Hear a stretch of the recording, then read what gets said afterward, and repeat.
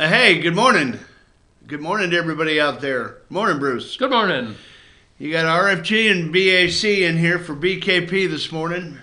BKP, as he told you yesterday from Studio B, is on assignment. He is out visiting the state capitol and attending the Speaker of the House annual... The state capital of Georgia. State capital of Georgia, yes. Thank you for that clarification. That's why we keep each other around, keep each other straight. Anyway, good morning from the office. We are North Georgia's only live online show in the morning. Destiny is at the helm, and we appreciate her being here. Chilly this morning. Nippy this morning, but you can see how you can get a hold of us. We've got our Instagram, our Twitter feed, and our FYN TV, Fetch Your News. Good morning from the office. You can call Chief, or you can text Chief at fetchyournews.com, or you can call the 24/7 hotline for any kind of breaking news that you have and want to share. 706-889-9700. Bruce and I haven't seen each other in about, 3 weeks. 3 weeks. So Happy New Year to you. Same. Hope you and your family had a wonderful holiday season. We did. As we did. Bruce was off to Louisiana, in Baton Rouge. Celebrating the big win. How about we do sports in the last half hour? We got a lot of big time sports coming up this weekend and on Monday. Okay, we can talk touch on that. Talk a little football. Mm-hmm. We'll jump around a little bit. We're not going to have as many pictures as Brian likes to put up this morning because we've got a different type of show. We banter back and forth and try to keep each other awake. Hello out there to all of our friends that watch on a regular basis. Get well to our friend Debbie down in Florida. She is recuperating from a little procedure. And hello to Tom and to Ross and everybody out there that Howard and Judy, if they're watching. Howard and Judy in California, they're probably watching a replay. Yeah, and Brian's sister in Pennsylvania. Yeah, and we've got our friends in Iowa. Brian's got new friends in Iowa, so Happy New Year to all of you from Bruce and myself, and we will be with you again tomorrow from Circuit World when Jane joins us. Yeah, and the boss will be back, so we'll be on better behavior. Yeah, we'll be on better behavior, so... Wait, I have a question. Yes, the sir. Iowa people, the new friends. Are they Democrats? I don't think so. I don't think so. I mean, his mantra or her mantra, I don't know what the gender was, but his or her mantra was "Long live BKP." So, oh boy, he must be doing something right. Instant fan out there in the hinterland. Anyway, so where do you want to go first? How about that speech yesterday by our president? Yes, that was, again, I think a bit delayed. They were, chomping at the bit the night before that he was going to do something, and then he pushed it to yesterday morning. And, again, one group says it was dignified, monotone, kind of low-key, and the other, group is saying, more of the same. He's completely confused. There's no strategy. It's just a mess. We're on the brink of war. Come on, folks. Destiny, would you put up that picture of our president just in the atrium there, surrounded by Vice President Pence and his generals? Yeah, Joint Chiefs was there. Joint Chiefs. In listening to Rush yesterday, the where he held it, the color scheme, everything had a purpose. He didn't want to dignify it from the Oval Office because that's when you... anyway, it all had meaning as to how it was planned, what was said, and there was speculation the night before because of the missile attack. What was going to happen? Everybody was, all the Dems were nervous about, he's got us on the brink of war, and that's all you heard for how many hours and days. Oh, yeah. I mean, and of course, the media picked that up, and they're all, they kept parroting the same thing. Precipice of war, dangerous times, we're our children's future is at stake, and it's like, I mean, the way it was staged was, I just thought it was brilliant. Before he even said good morning, he came out and said, quote, "As long as I'm president of the United States, Iran will never be allowed to have a nuclear weapon." It wasn't an apology tour coming out and saying, well, geez, we had to kill that general. yeah. This is all about the long-term game and the long-term strategy, I believe, to keep Iran off the nuclear page. Yeah, definitely. I mean, they're a rogue state. You don't want rogue people having a nuclear weapon. Are you in agreement with the assessment that he gave Iran kind of an off-ramp, as they say, to de-escalate? I guess so. I mean, it's. I think all presidents do this. I don't think any of them want to really go to war. There's no gain there, and typically only loss. So, and he's a negotiating guy. So there's always going to be room for people to look at other options, and I think you can call it an off ramp if you like. I mean, this is typical of Iran's playbook, though. They bluster and they get right to the edge, and then they back off. Yeah, but having said all that, I saw a segment with Lara Logan, and she says, having spent a lot of time in the Middle East and in Iran particularly, she said they don't forget, and they generally don't forgive. So she was saying there's going to be some other response. And it could be weeks, months, years. Well, that's what that blustering Clapper was saying yesterday, too, as he was bumbling into the microphone. Yeah, yeah. But, I mean, it's like Al-Qaeda and ISIS and all these other spin-off groups of the terrorists. They don't go away. They're never completely wiped out, despite what everyone says. You can have two people of like minds, out in the African bush, that can start a little group and kill people and blow things up and start fires and whatnot. But this whole idea that you're going to wipe out terrorism completely from the face of the earth is only as good as the two guys or the three guys or the six guys meeting tomorrow at a cafe. Exactly. So. Yeah, but the one thing that's different though from Trump and past administrations, he told people what was going to happen. And he executed, literally and figuratively, I might add. Yeah, and that's why he's going to win re-election, because people see that, even if he is frustrated by the Democrats and the media, he is trying to do what he said he was going to do. But don't you think that Iran sees that as we're dealing with a different type of guy? Oh, I mean, the Dems call him a cowboy and with no plan. I think he's got a brilliant plan. Well, I don't think he does things willy-nilly. There's some plan behind it. He's not going to tell you about it. And yeah, they know he's a different guy when he comes out and says, hey, no nuclear weapons, while I'm president. Yeah. As long as I'm president, no nuclear weapons. Again, he didn't marginalize what he was making the speech for. He came back to the main point of why he pulled out of that Iran deal and why he's urging the NATO members to follow. Yeah. Why he's urging China and Russia to follow.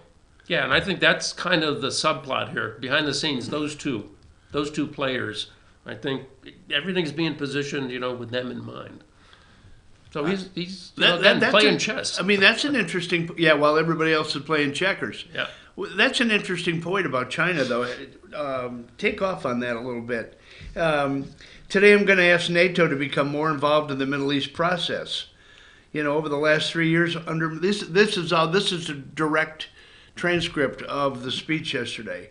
Time has come for the United Kingdom, Germany, France, Russia, and China to recognize this reality. They must now break away from the remnants of the Iran deal or JCPOA, and we must all work together toward making a deal with Iran that makes the world a safer and more peaceful place. And at the end of the speech, he didn't say, yeah, let's, kumbaya and let's all kiss and make up. And he said, no, we're tightening the screws down more. Yeah. By the way, we're tightening the sanctions. And I think that goes to, a theory out there that, if we could just get to the election and Trump get thrown out, we can just reinstate the JCPOA, which supposedly a lot of European nations want to do. Right. Back to business as usual. Yeah. So because they're getting the oil from them. Hello. Yeah. And I mean, that's the other thing that makes us a lot more teeth in what we do, because we are the largest producer of fossil fuel products in the world. Yeah. We're making more than Saudi Arabia, although, Saudi Arabia could open up the spigots and probably go by us. But right now, I think we're somewhere around 11 or 12 million barrels a day. So we're energy independent, folks. And that's a big deal. Oh, yeah. Until the Green New Deal comes in, and then we got to scrap all this, and then we'll lose all of our leverage. Yeah, I mean, we're in the 11th here. We only have 11 to go. So. No, but I think you're right to pick up on the Russia-China thing. I think that's the subplot. If he gets those two nations to side and say, enough is enough, Iran. We don't need this. We got enough going on with the trade imbalance and everything else. And, you've got internal strife going on that no one really hears about. Yeah, I was going to say, there's just some on CNBC who I, look at occasionally for business things, not so much for, political comment. But they said there's 6 things going on in Iran. And real quick, the economy's in recession. It has been for a long time. Their oil sector production is down. Again, I think probably because of sanctions, they're not getting some of the equipment they need. The trade, everything funded by their own money, is shrinking. Internally for the Iranian citizens, cost of living is going up. Unemployment is high as a result. Gee, that would never happen in a socialist economy. But anyway, and as a result of all of this, there's a widening fiscal deficit. So they have some serious issues they have to deal with. And again, there's some debate on how these missiles were guided to where they exploded, and there was talk. Yeah, what do you make of that? I don't know. I mean, the fog of war. Who knows? I just don't. I mean, Pelosi was saying, they have the most sophisticated ballistic missiles. They put the miss in missiles yesterday or the day before. It would seem. Yeah, it would seem. And 15 missiles, 4 of them didn't explode. Yeah, but overnight there were 3 more shot at the U.S. Embassy. Yeah, and one of them from the Iran militia. Yeah, and one of them hit a plane. Whoa! Well, yeah. I mean, that again. You talk about complicated in the Middle East. If a Russian missile, quote unquote. Yeah, I mean, we're referring to what was it? The Ukrainian airliner. Yeah. What was the flight number? Flight 752. 176 people on board. Took off subsequent to the missile attack on the bases in Iraq. And it was going from Tehran to Kiev. Yeah, in Ukraine. Right. Very accomplished flight crew, apparently. A 737-800. Not a Max. Not a Max. No, not a Max. 800. Now, the report was that when the flight took off, it made a sharp right turn and trying to come back to where it took off from. But there was no Mayday alert. There was nothing from the pilot. And the first story was there was a fire in the engine. Right. Which is, it can happen, but it's pretty rare. And when you did see that there was someone captured the video. Keep in mind this was an international flight that was taken off, so it was loaded with fuel. And you could see the aircraft, and there was a flash in the sky, and then next thing you see was a massive flash on the ground. I didn't see the video. Yeah, I mean, I just caught it yesterday. But anyway, that's an aside. But again, complicated over there. Yeah. So you've got Ukraine now involved. You've got, of course, and the Ukraine-Russia thing is on the side. Yeah, and then you've got the Russians being allegedly accused of a what's the name of the rocket? 3 letters. OR. Sam? Oh, no, it was a Tor rocket. No, Anyway, there were remnants of a rocket in the debris field. Black box is partially destroyed, recovered, but they won't give it to the aircraft manufacturer, Boeing. We've got nothing to hide here. Yeah, but everything's transparent. We're okay here. Nothing to look at. But we got off subject a little bit. But No, but I think that comes back to the issues they have with their own people. That, stuff like this happens, and nobody wants to see anybody die in a situation like that. I mean, and if it was intentional, that just makes it all the worse. Because you have to believe the Iranian government would be aware of stuff like that. well, you say what you wish. And people were talking about, again, there was banter about that. Yeah, they really did try to kill our personnel, but the early warning system, we were told by the Iraqis that the missiles were coming, so we were able to take preventive action. Yeah, move people from where they were supposed to hit. Exactly. So where the truth lies, I don't know. Complicated. It's very complicated. Personally, I think they threw that up there. They threw the missiles in the air, and just kind of going, God, I hope it doesn't do any big time damage because we really need to get out of this. Yeah. So that people can see that the mullahs or whatever they are made an effort to strike, to counteract. Strike back. Yeah, to fight back because of the general being assassinated, and they had to try to save face somehow, which is typical of the Iranian playbook. I mean, they get to the edge, they bluster, and they get to the edge. Can you now the other thing? The Iranian government that's in power now. I mean, because if you take a step way back in time, when the Shah was there, who wasn't necessarily a great leader either, but they were very Western. I mean, the women totally were in Westernized. hijabs. I mean, yeah.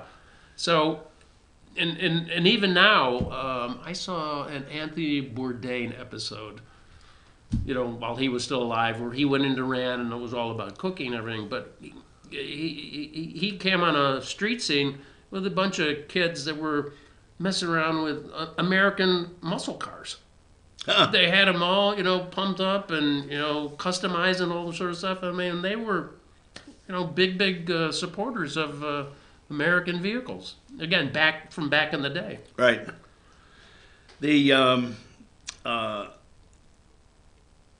I was in the car when he was speaking. I was driving, and I literally laughed out loud when he made mention of the fact that the missiles that were used in that attack were made from the money that was given to them by the past administration. I mean, for a president to call out a previous administration says a lot about the guy that we've got in office. And I love it. And I know you are a big fan of the Five. You saw Juan Williams when that was brought up yesterday. I think Gutfeld, or maybe it was Brian Kilmeade sitting in for Jesse Waters, said, yeah, the same sort of thing. And Juan goes, oh, no. That was their money. That's the talking point. Yeah, we'd been sitting on for all these years. We'd frozen in accounts. Oh, it wasn't our money. Like it makes any difference. Yeah, exactly. Who cares whose money it is? We gave it to them. Yeah, they used it to fund terror. Kerry even said it when asked the question whether that money was going to go back to the people. Well, some of it's probably going to get, a little bit of it might get there, but, there's probably a lot of it's going to go to fund terrorism. Hello. Really? Yeah. But, I mean, Juan defending it like that, I mean, again, is sort of like, let's deflect, the whole thrust of that statement and just kind of, oh, no, it was really their money, so, well, they can do what they want with their money. Give me a break. They couldn't even get it out of the country. I mean, they had to go through Canada to even get it to them. Yeah, it was... Can you imagine that? Here, let me... Let's talk about the scene in the previous administration. Oh, boy. We're in the Situation Room. Yeah. John, Hillary, what do we do? No, I think it went more like this. You got Valerie Jarrett sitting there. Barry, where are you? Put those cigarettes away. We've got a crisis here. You got to round up some cash and send it over to my brother-in-law. You and Reggie got to stop playing basketball. Come on, we got a job to do here. Jeez. And Ben Rhodes is sitting there going, yeah, tell him, Val, tell him. Oh, my God. And Valerie Jarrett is Muslim. She speaks Farsi, which is the language, the national language of Iran. And if you don't think that some of that money came back to them some way, somehow, oh yeah, then you're just absolutely under a rock, folks. I guarantee you that money that went over there somehow funneled back, just like it does with all the with the Ukraines of the world and everything else. Mm-hmm. You know, we don't send that money over there without getting a little bit of juice kicked back. Oh, I got a statistic for you from Ukraine. Do it. If I can find it. Oh, yeah. From 1999 to 2014, 15 years, folks. Top donor to the Clinton Foundation, Ukraine. Over $10 million in that time frame. Yeah. So, big money. Yeah, exactly. Anyway, well, we've probably beaten that... we could gum go on that to for a death, while, huh? I'm sure. I mean, you know, what are the implications? Day to day, we're going to be, on tenterhooks until something happens again. See, we told you. Yeah. But it all comes back to him saying, I don't care if it's a contractor, I don't care if it's a uniformed soldier. If you kill an American, we're gonna retaliate. And think of the difference between that and the whole Benghazi embassy attack. Think of the different response. Wow, it was a video that inflamed somebody, and it was just terrible. Susan Rice's mother even came out when she wrote that book and said, that was not right. What are you going to do when the kids go off the reservation? I mean, unbelievable. It's terrible. Yeah, I mean the two, Benghazi versus Baghdad. You've got to, you talk about this Soleimani.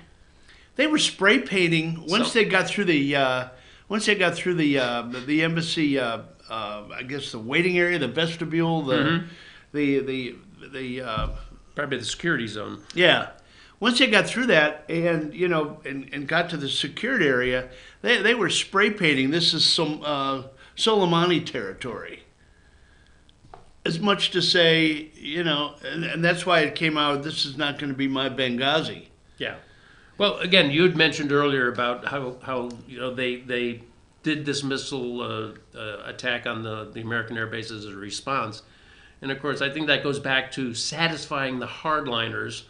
Because again, he was the head of the Quds, which is their elite, national police, if you will. Yeah, as head of the Quds force, Soleimani was personally responsible for some of the absolute worst atrocities. Yeah, and that's how they control the population. Because only a few, weeks ago, months ago, a couple months ago, they had this uprising in Iran. And something like 700 to 800 people were killed. 1,500 was the number that I kept hearing. Okay, and thousands were taken into custody, and no one really sure were there or what's happening to them. Yeah. So they rule by intimidation. I'm sure they're room temperature somewhere. They rule by intimidation and the missile response. And by proxy. Yeah, and so the missile attack was satisfying that group within the government. And the masses of people, again, who are suffering from economic issues and high prices and all that sort of thing, they're just controlled. I mean, or ignored. Yeah. Or both. Right. Well, anyway, I got a text from a friend of ours that from Raleigh, and all it said was, "I just love our president."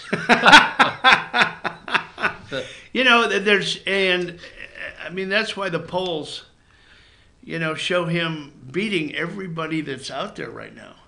Yeah, and the Dems, just are pulling their hair out. What are they going to... Everything is going to be a crisis. I heard that yesterday. Everything now is going to be a crisis. We have to get sane, intelligent people in there to, deal with all these very, very tough issues. We can't let the orange man, as a lot of them call him, do this stuff with no strategy. And there seems to be this push. Well, tell us what the strategy is. Well, why would he tell Why? you? Yeah. Why do sane people ask that question? If it's out there for everybody to know, does it then become? Is it still a strategy, or does it get watered? Giving away the store. Yeah, exactly. Yeah, it doesn't make any sense. I know. Same thing with this. Same thing with the what's his name? Mike Lee. Yeah, Mike Lee from Utah. Wrangling The briefing. Wrangling on about what didn't make any sense. Well, anyway, that's another segment piece all in and of itself. Anyway, we ran a little long on that, but that was fun. I mean, we talked about it. The fact remains, closing the loop. He does what he says he's going to do. Or at least tries. You kill an American, we will retaliate. Take a drone down, come up with a measured response. Contractor goes down, bada bing, bada boom. We'll take you down tenfold, and that's exactly what they did. But what do you make of this mantra that's coming from the Democrats and the picked up by the mainstream media, of course? Disproportionate response. Disproportionate response. Yeah. Yeah. You got to count missiles. You got to count bullets. I mean, what is this? I mean, right. Come on. Right. Okay. I guess you have to go find an Iranian contractor, and working in an embassy somewhere. Take him out. He's a bad guy. And did you notice that everybody to a person said, yes, it was the right thing to do. He was a bad guy. But. Yeah. And everybody had a but. No one could just finish the sentence. Human rights. Potential act of war. Provocation. But. Yeah, pick what you want. I mean, everyone agrees, but the Democrats have a very hard time, again, in the election season, of saying anything that looks like they support the president, even though behind closed doors they probably agree. Yeah. Well, anyway, we're going to take a pause for the cause here. We've got to take care of the people that make this show possible.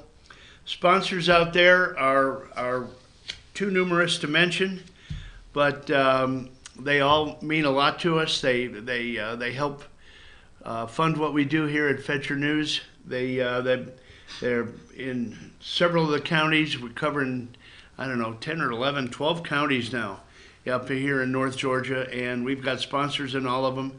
Please shop locally, trade locally. It means a lot to these people. It's their livelihood, and we appreciate their sponsorship. So, Destiny, thank you for putting up that picture. We've got a pause for the cause coming up, and let's take a break.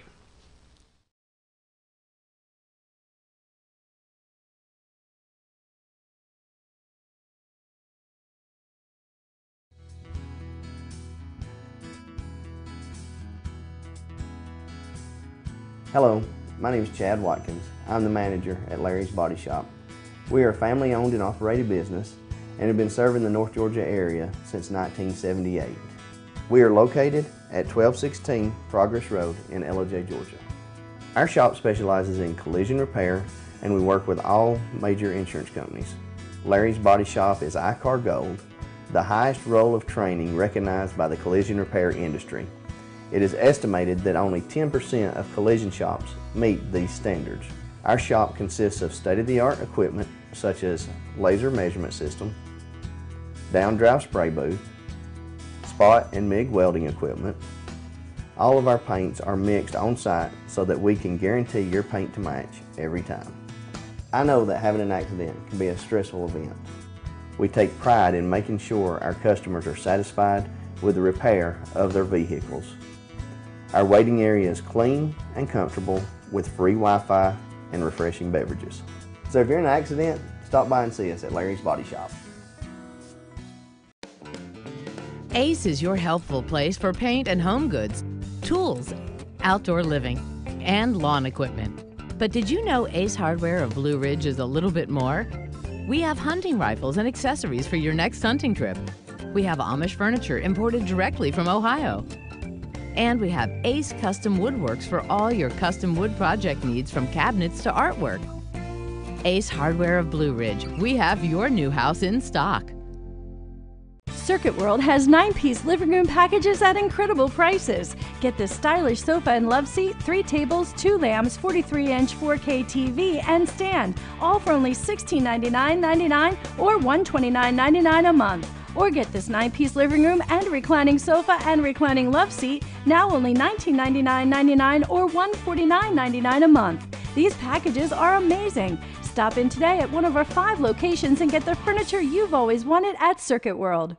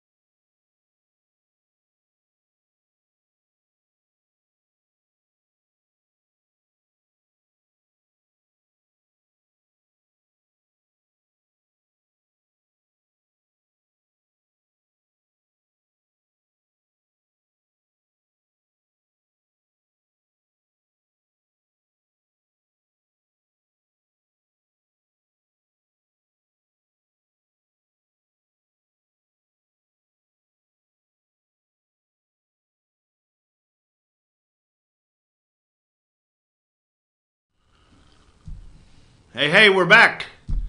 Good to be back. For those of you just joining in, you notice that Brian is not here today. Brian is, we sent him on assignment. He is our reporter at large this morning in the rotunda downtown capital of the state of Georgia. He is attending the Speaker of the House, David Ralston, his annual presser before the session starts. So he's down there getting a few questions in, I'm sure.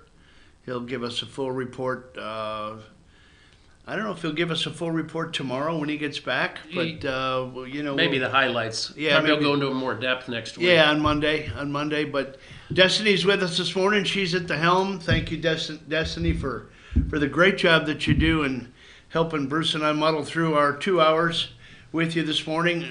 She's got up on the board there how you can reach us. We've got our Twitter account, we've got our Instagram account, and we've got our YouTube account.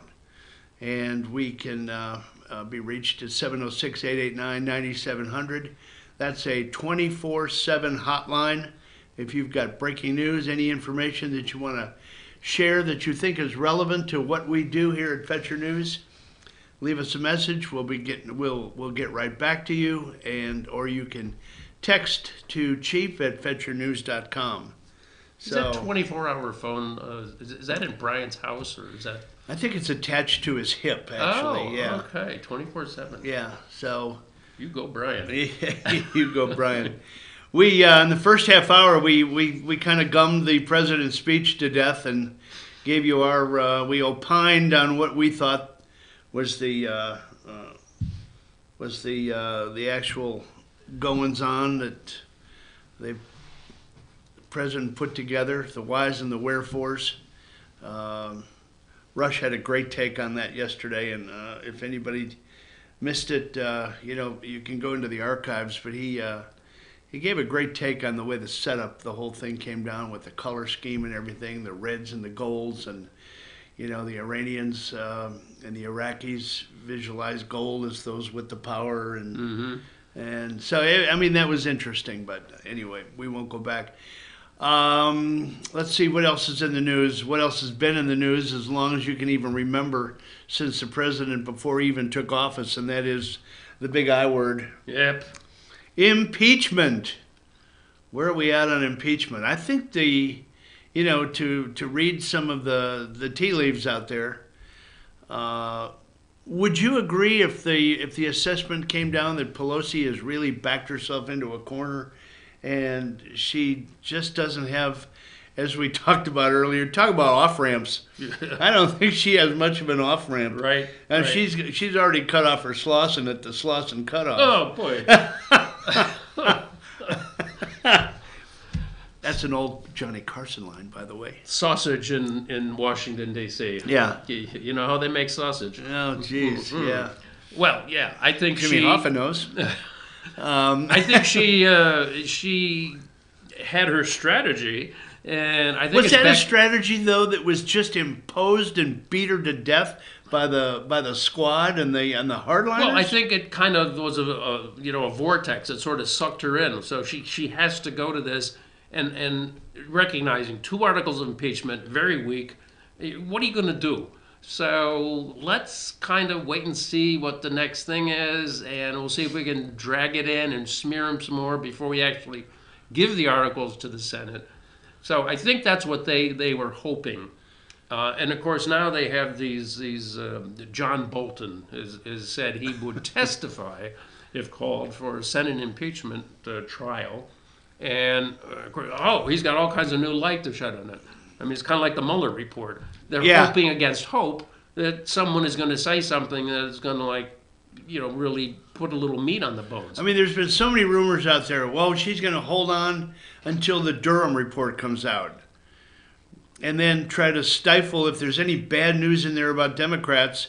She'll pass the articles over at that time. Really? That's May or June, before the Durham report comes out. I mean, does the country really need to just sit through this waiting game for 6 more months? Right. And there's it's an insult on the intelligence of the American voters. Dianne Feinstein.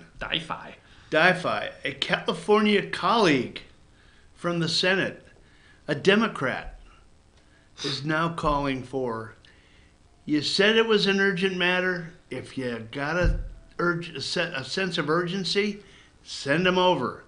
If there isn't any urgency, then sit on that pine cone. Yeah. Sit on that pine cone. Yeah, exactly. Oh boy. And I think McConnell has really been measured in his response. He hasn't deviated. Mm-hmm. He hasn't listened to the Schumer chirping that goes on. Yeah, let me digress a minute. Does it not just make your skin crawl when you see these clips when Clinton was being impeached and the different take by the same people? I mean, literally 180-degree position that Schumer has.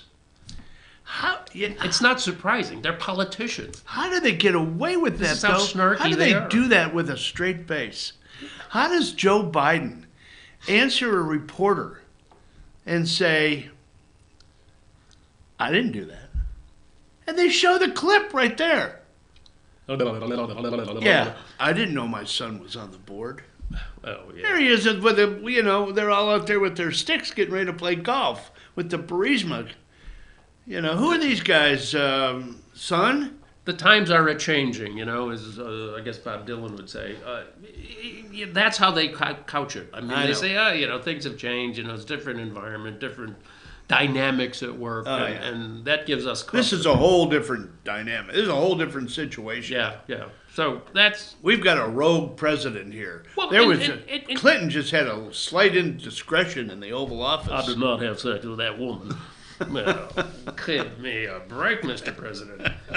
But they then have a very willing and accommodating media who doesn't ask the hard follow-up questions. Yeah. So, there you have it. I mean, it just kind of whoosh, and what's next? Yeah, exactly.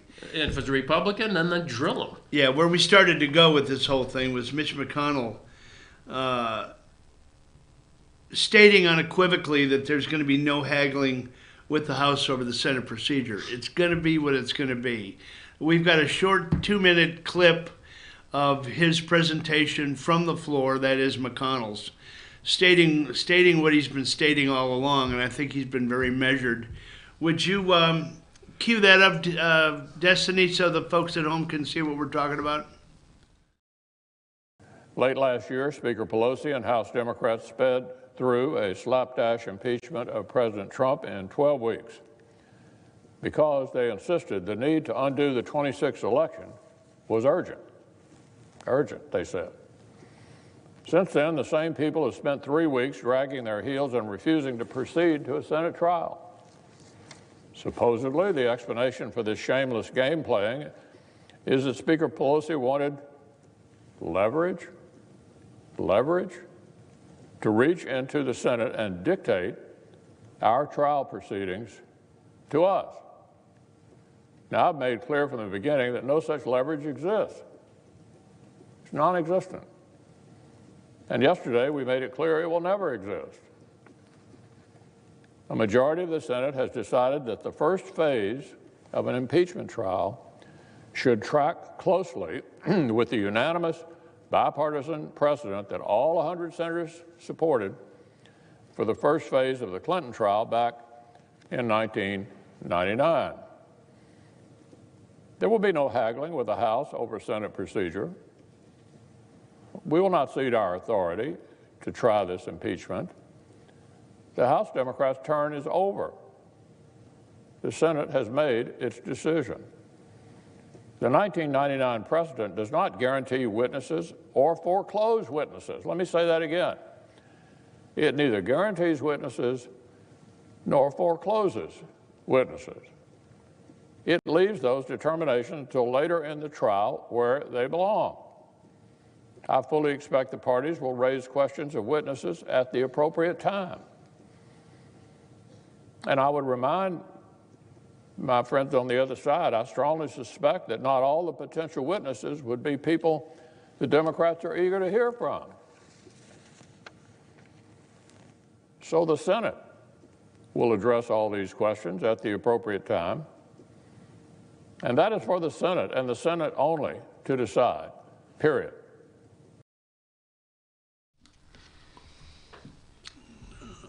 We were listening in on the monitor at the same time because we don't have a direct feed like everybody else got out there. So, well, there you have it. I mean, he laid it out very succinctly.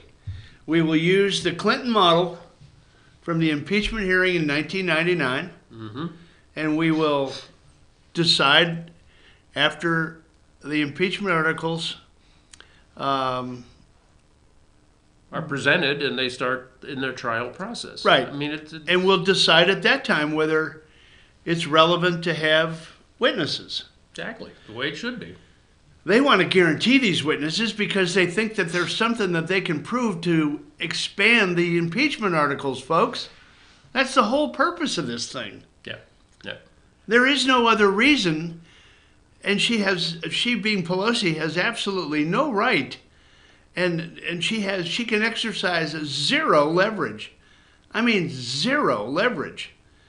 Now, I hope that someone doesn't think this is a white power sign or something like that. Getting on the limb there, son. Yeah.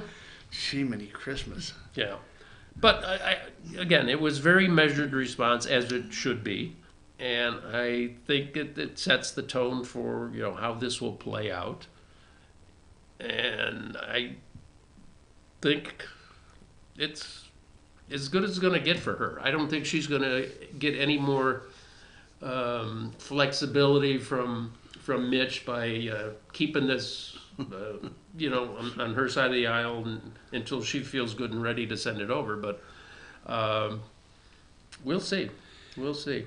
There was a piece that was written, and it was kind of funny. I said some of this was written tongue in cheek, but it says, "There will be no haggling with the House over Senate procedure. We will not cede our authority to try this impeachment. The House Democrats' turn is over. The Senate has made its decision." And then they followed up with, "Now, go make me a sandwich." Jiminy Christmas. She's got herself in a box. Well, why would the Speaker of the House think she's going to go over to the Senate and say, okay, you're going to do this my way? I mean, it Because that's the way she rules the House of Representatives. It's either her way or the highway. yeah, but she's smart enough to know that, like, she doesn't have any power in the Senate. The Senate is a body unto itself. I think it makes her look foolish, quite frankly. I do too. I mean, well, she's done a lot of things that have made her look foolish. Yeah. At least from our point of view. But yeah, this one, it's. I'm not quite sure why she did it, other than what we mentioned before, that they're hoping to get some more impeachable items on the table. And you have your 2 articles of impeachment. I mean, you can't do that much more window dressing, I think, in a straightforward presentation of those 2 articles of impeachment. Well, that's what they're trying to do. I mean, you notice Schiff is now coming out and saying, I think it's time. I think it's time to subpoena some more people. Your turn at the plate is over. Done. Yeah. You're out of the inning. You're out of the ball game. Go grab some bench. Yeah. You're done. Exactly. So when they say the House has passed articles of impeachment, does that mean they voted on it? Is that what pass means? Or does it mean they've passed them? Well, they surely haven't passed them to the Senate. No, they voted on them, though. Yeah. I mean, we have the But we knew numbers that on was coming. Yeah, yeah. Party line, and, I think, 2 defections? So it was very much party line vote. Thank the Lord for Al Green. We had to have an impeachment because otherwise we can't beat him at the ballot box. I like the other Al Green better than this guy. Yeah. Al Green, the musician. Yeah. Yeah, Lady Love. Anyway. So I think Turtle's doing the right thing. I think he's taking a very measured, middle-of-the-road course. I think this will happen on his terms and his terms only, and they will have a trial in the Senate. They'll have John Roberts come in and be the traffic cop in charge, and it will go Republican. Mm-hmm. Maybe. Well, yeah, I just the Supreme Court guy basically just directs traffic. I mean, he doesn't do. No, he doesn't adjudicate. He directs traffic. Exactly. It's up to the Senate. You're absolutely correct. Yep. That's an important piece there. Yeah. Don't worry about him coming in and with the making the the call. attorneys approach the bench. Yeah, that's right. That's right. We talked about that group of senators, Democrat senators, that literally, and I mean, there's some. I don't think I can remember them all. Chris Coons, Feinstein, John, is it Hester or Tester? Tester. John Tester. Out of Utah. Yeah, not Utah. Montana? Yeah, Montana. Who else was in that group? Blumenthal. I mean, those are the ones that are saying, hey, what's going on? We got to start this trial. We're going to start the trial. They said they're going to start the trial regardless next week. Yeah, I've heard that they will. And he can do that. He can change the rules. Mm-hmm. Say, okay, if you're not passing them over here, then, I like the other idea. You just say, well, it's, then if you're not going to pass them, then, sorry. Yep, not going to happen. Yeah, ain't going to happen at all. I don't know if they'll go that route because I think that would open them up to a lot of I do backlash. Too. I do too. They've got to do what the Constitution gives them the power to do. Yeah. Otherwise, they're going to look like fools. Well, I mean, they do have the right to dismiss the charges. That was what I was referring to. I couldn't come up with that word, the simple word, dismissed. Yeah, but that would just, keep the impeachment issue in play, much longer than it should be. Having said that, though, there are stories out there that they are looking for the next impeachable offense. Yeah, exactly. Can you imagine they might want to go through this again? They're gonna. Let me tell you. Look forward to when Trump is reelected. Look forward to 5 more years of this crap by the Democrats in trying to find something to disarm, to throw a monkey wrench into anything that this president tries to accomplish. It might happen even before the election. That if they bring the articles sometime before May or June, I mean, who knows? And again, it goes through the trial. It's voted. It's not going to pass. He won't be convicted. they will immediately, I think, or they're already working on issues. Anything that might come up with the Trump family, with this, that, his taxes, who knows? And all that comes out. And, even before the election, they could be back at work. The Intelligence Committee, the Judiciary Committee of the House, working on these new issues, even before the election. Yeah, I mean, and there's some thinking behind exactly what you just said. They're trying to get this all in now for fear of them potentially losing the House. Mm-hmm. If they lose the House, then, Adam Schiff for brains is going to take a powder from the head seat. Oh, yeah, yeah. And Nancy, would not be Speaker anymore. And, we would be spared her, rambling, bumbling, performances at the lectern. Nancy Pelosi, drop your teeth. Wasn't she at some kind of a fundraiser, a big gala the other night while the country's being attacked? The country's bases in Iraq were being attacked. That's not totally true. They didn't really attack our bases. Right. They attacked the Kurdish base and an Iraq Armed Forces base where our we house are. Troops. Yeah, where we have people. And that was one thing that we brought up. They really didn't attack any of our bases in the region, right? As some would predict. What they did is they attacked the Iraqi bases and the Kurdish bases.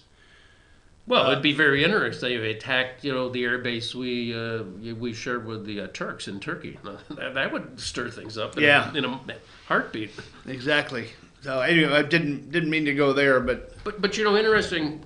Again, we're kind of going back to the Middle East, but I mean, Israel has been completely off the pages on this thing. Yeah. There's been no mention hardly at all of Israel. Yeah, well, there was a statement that that we took out a really bad guy, and there was no but. Netanyahu came out and said, he made the statement. Yeah. Well, he's got his own issues. Yeah, boy, he with does have his own indictment, issues, doesn't he? Yeah, and the whole prime ministership and all that. But anyway, they've kept a very low profile. And again, Iran hasn't tried to do anything against them, which was interesting. So right.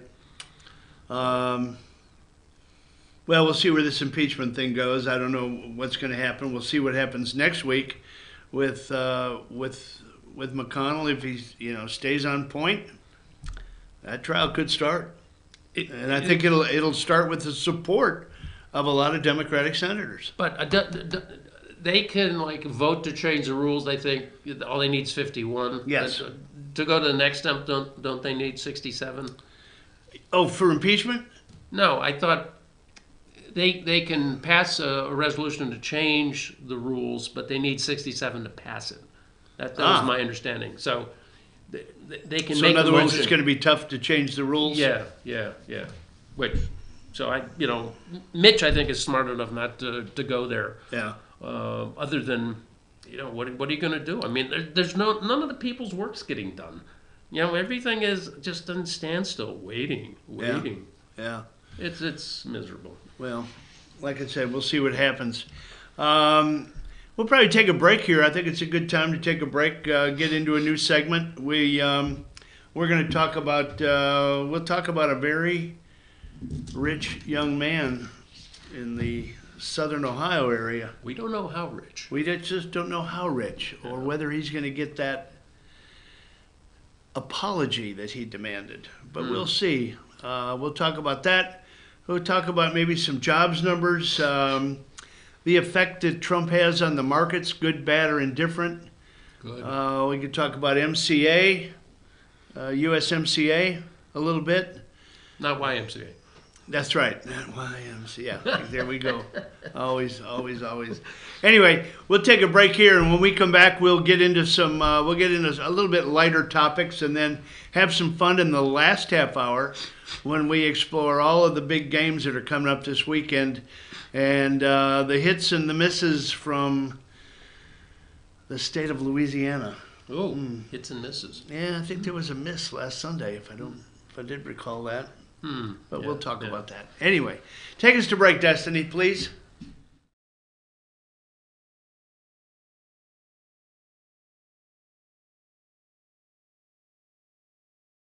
Circuit World has complete queen bedroom packages at amazing prices. Get this queen bed, dresser and mirror, one nightstand, bedding set, and free 32-inch TV, all for only $1799.99 or $129.99 a month. Or get this complete queen bedroom set and sleep in style, also for only $1799.99 or $129.99 a month. What an incredible deal! Stop in today at one of our 5 locations and get the furniture you've always wanted at Circuit World. In 1981, Reed Nicholson began selling tires out of an old barn in Mineral Bluff. Little did he know that he had just laid the groundwork for the most trusted names in automotive services in the Blue Ridge area. In 1997, Nicholson Tire Center became what it is today, holding the same values of faith, family, and great customer service. 2 locations to serve you, and the Blue Ridge location is currently expanding to offer fast service and the largest U-Haul provider in Georgia. Nicholson Tire Center, Blue Ridge, and Mineral Bluff. I'm Jeff Riblett, President of Asset Protection Group. As a certified financial planner and with 20 years experience, I've helped thousands of families and business owners create a tremendous amount of wealth. Fortunately, most of that wealth has been protected. Don't allow an unforeseen life event, such as a nursing home stay or the next market meltdown, destroy your family's wealth. Be smart. Call me. Let's determine how best to protect your assets and preserve your wealth.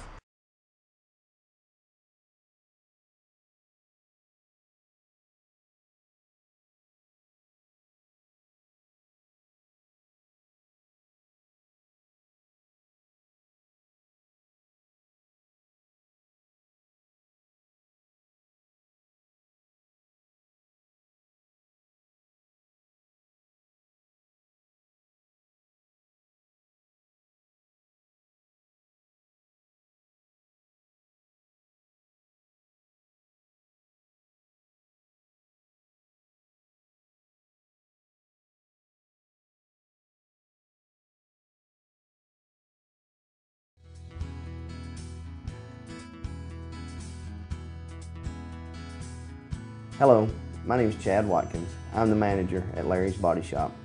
We are a family-owned and operated business and have been serving the North Georgia area since 1978.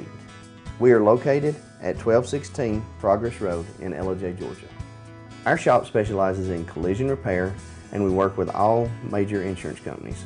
Larry's Body Shop is ICAR Gold, the highest role of training recognized by the collision repair industry. It is estimated that only 10% of collision shops meet these standards. Our shop consists of state-of-the-art equipment such as laser measurement system, down-drive spray booth, spot and MIG welding equipment. All of our paints are mixed on-site so that we can guarantee your paint to match every time. I know that having an accident can be a stressful event. We take pride in making sure our customers are satisfied with the repair of their vehicles. Our waiting area is clean and comfortable with free Wi-Fi and refreshing beverages. So if you're in an accident, stop by and see us at Larry's Body Shop.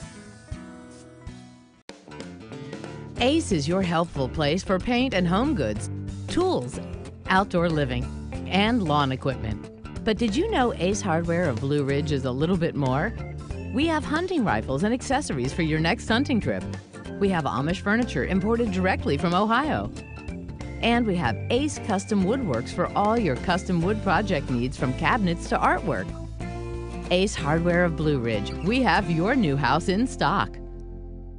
Circuit World has 9-piece living room packages at incredible prices. Get this stylish sofa and love seat, 3 tables, 2 lamps, 43-inch 4K TV, and stand, all for only $1699.99 or $129.99 a month. Or get this 9-piece living room and reclining sofa and reclining love seat, now only $1999.99 or $149.99 a month. These packages are amazing. Stop in today at one of our 5 locations and get the furniture you've always wanted at Circuit World.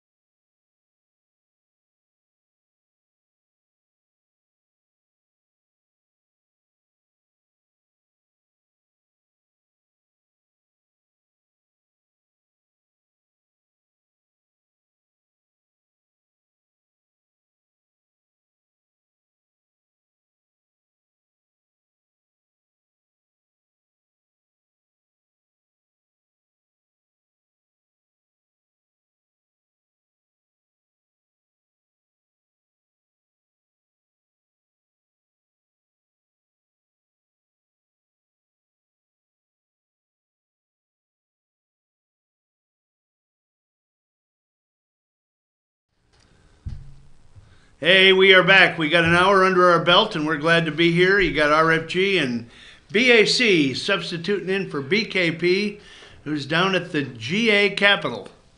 The Rotunda. Got all those acronyms straight? Rotunda. The Rotunda. Oh. Rotunda. Yeah, we've got him. We've got him on assignment this morning. He's out there visiting the Speaker of the House, David Ralston, who's got his annual presser, where he will answer questions about the upcoming session, what you should expect to see in terms of bills being presented, what kind of chances they've got of crossing over from one branch to the other, and whether they will, in fact, based on...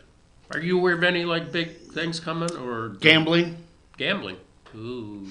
Yeah, I think some kind of... whether it be parimutuel wagering or whether it's going to be casino, but I think you're going to see that coming to the floor, and I think it's got a pretty good chance of passing. Interesting. Yeah. I guess though, with the neighboring states having casinos, they probably see all that Georgia money going across state lines. Yeah. But gambling is like an industry I'm not real excited about. Well, you get a lot of detractors, legitimately so, because you've got an element of society that tries to do anything they can to do a get-rich-quick scheme, and they tend to be broken down gamblers. Yeah, low to middle income people should know better, but yeah, don't. You see it constantly with the lottery. How many scratch-off tickets are sold, and I have no idea. Exactly, but we won't disparage anybody that buys a scratch-off ticket, but there is an element to that as well. Yeah. So I think the next step in the process, and you've got bills that pass that you don't even hear about, like the boat title. Title? Yeah, that's a new bill that just took effect January 1. And the legislature does it under the guise of consumer protection, that boats should actually have a title, a hard title, like a car does. Do boats have VINs like cars? Yeah, they have hull numbers. Okay. And which is right equivalent now, to a VIN. Right. And right now you pay an ad valorem tax, or personal property tax, if you will, right. On the value of the boat, and that's basically, you fill out a form and you say what you think the boat is worth and what did you base it on, and then you get the relevant tax based on the county millage rate. Mm-hmm. You do the math, and but now they've got a new tax. They've got a new tax that they're going to impose, and I don't know how they're going to do it, or what what time frame it is. But you're required now, based on the length of your boat, to pay an annual fee as a registration. And like I said, they do it under the guise of consumer protectionism. That if there was severe hull damage, or if there was if there's a boat fax report, I don't know if there's any such thing, but, if it was severely damaged, if there's been claims against it, it's just a ruse to raise money. That's not good. That's my opinion. Yeah. But those are the things that, that get passed, and all of a sudden, January 1, and they post everything that's going into effect. You go, really? I didn't even hear anything about that. Well... not as bad as Illinois, where they passed a brand new 23-cent tax on gasoline. Oh my goodness! Yeah.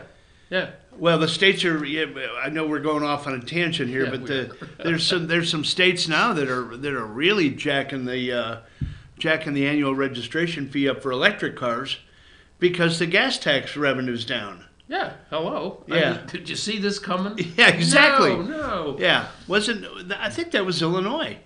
Could very well be. I think that went hand in hand. I think California's doing that. Yeah. The influx of these electric cars that are coming out. That's a whole other subject. The number of auto manufacturers talking about bringing electric cars to, the table. The forefront. You know, China just introduced their first electric car, right? Oh, they've had them for a while now. Yeah. What was the first? I mean, they just rolled off. Well, Tesla's making them in China. That's what it was. Yeah. Yeah. That's but what it was. I mean, there's been Chinese brands you won't even see in the U.S. market. They've been going on for a while now. Right. We promised we would cover a new rich young man in the Cincinnati area. Yep. And that would be Nick Sandman from Covington Catholic. It has come out in the media. Do you remember how he came to fame? Yeah, jeez. Infamous. Yes. Yeah, I mean, this guy was put through the ringer. Yeah, this CNN, typical of CNN. You go ahead. No, people probably remember, and this is probably a year ago or more.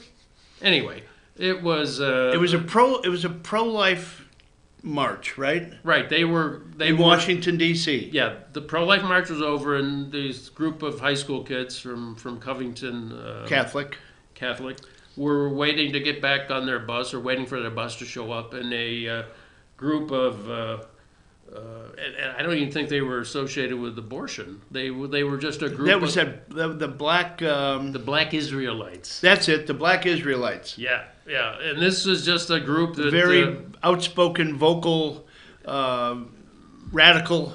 Yeah, group who was demonstrating on other issues, and came face to face with these kids waiting for their bus, and this.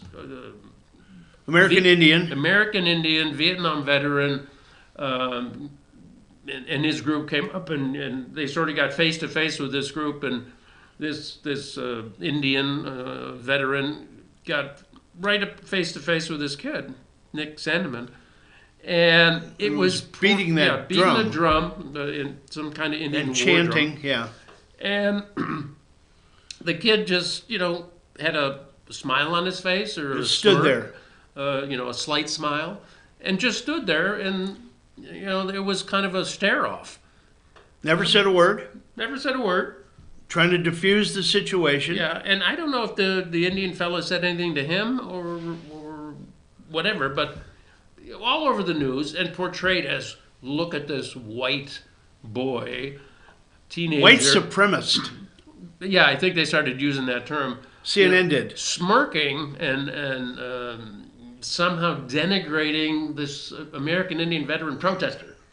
And it was, oh my goodness, it was just the worst. It was totally turned upside down, worst turned behavior, of white Americans. Right. So it became white privilege, white supremacy, da-da-da-da-da. Yeah. And private school. And so he turned around and sued CNN and someone else for defamation. Yeah, there's an upcoming suit against Gannett. Gannett is the owner of USA Today, and they also own the Inquirer, who both picked up and disparaged that group as well, and singled him out. He represented by Lynn Wood. Lynn Wood, as you may recall, is the Atlanta attorney who represented Richard Jewell, and was successful against the newspaper in the HAC, the Atlanta Journal-Constitution, in their coverage of the Richard Jewell incident, the bombing, the Olympic bombing. In 1996. 1996, right. So if you which is coincidentally there's a movie out now, it was very we saw it. It was very well done. It was, in my opinion, again, Clint Eastwood, who's I think a brilliant director, wanted to make a statement and just say, you know what, FBI, you really did this guy wrong. And I think it's relevant to what's going on right now. Yeah, absolutely. He took the little guy and just and methodically showed how he was just railroaded, and we're seeing a lot of that. We're seeing a lot of that stuff today with the people that are being wiretapped and prosecuted and jailed. Well, it was a big deal with the reporter for the Atlanta Journal-Constitution, right? Yeah. And you were in Atlanta then. I mean, you know the story very well. Do you see a parallel with this Covington thing? Yeah. I mean, it's all in an effort to sensationalize something that happened without knowing the facts. Yeah, and that was 23 years ago. Yeah. 24 years ago. Without knowing the facts, you jump to a conclusion. You know what is going to sell, what's going to look good above the fold to get my newspapers Eyeballs off that and clicks. rack. Eyeballs and clicks now. Yeah, eyeballs and clicks is right. Mm-hmm. So whatever it takes, and obviously they according to I guess the courts, they crossed the line big time. Yeah. And they were able to prove it. So whether CNN just said, let's see, we might be able to win this, but it's going to cost us this to go to court. It's going to cost us this in depositions. We can use all of our best trial lawyers and everything like that, but it's going to, let's just cut them a check and be done with it. Mm. And oh, by the way, we're not telling you how much it was. Yeah. That's going to leak at some point in time. You think so? Do you not? NDAs, non-disclosure agreements on things like this, sometimes hold water, sometimes they don't. I don't know. But I would think that this has got to set a precedent with these other defendants that have already been named and haven't gone to trial yet. Yeah. You got MSNBC, I believe. That's maybe what I was thinking of. You mentioned Gannett. Yeah, let's see. I think it was CNN, Gannett, MSNBC, and possibly NBC. Well, the parent of MSNBC. Yeah, exactly. So, anyway, congratulations, Nick. Yeah. We wholeheartedly agree with you exercising your constitutional right to defend yourself. And was he wearing a MAGA hat? I think he was. Yeah. I think that was probably the catalyst. The catalyst for this. Yeah. And of course, that opens the door with all the people that are getting hats ripped off and kicked and punched. And there is a hat out there now, and I'd love to have one. It looks just like a MAGA hat, and it's got an imprint across the front that says, "Relax, it's only a hat." Something like that. Words anyway, to the wise. Yeah. What else we got going on? What was interesting is to listen to, and I know you follow CNBC and you follow Fox Business a lot. Mm-hmm. I do. The oil spike price and the futures stock spike price, the futures index, and gold, the alleged safe haven. Safe haven. Yeah. What happened when the rockets fired? What happened when Trump killed the general? I mean, everything went crazy. Yeah. Yep. And what happened when he gave that speech? What did the market? The market opened mixed. Mm-hmm. Yeah. It's probably down 6 or up 6, something flat, like that. Flat to mixed. Flat to mixed. Okay. Mm-hmm. What happened as soon as Trump gave that speech? What did the market do? It climbed how many points? 146, if I recall. Immediately. Yeah, just it bam. It went up a lot. Yeah.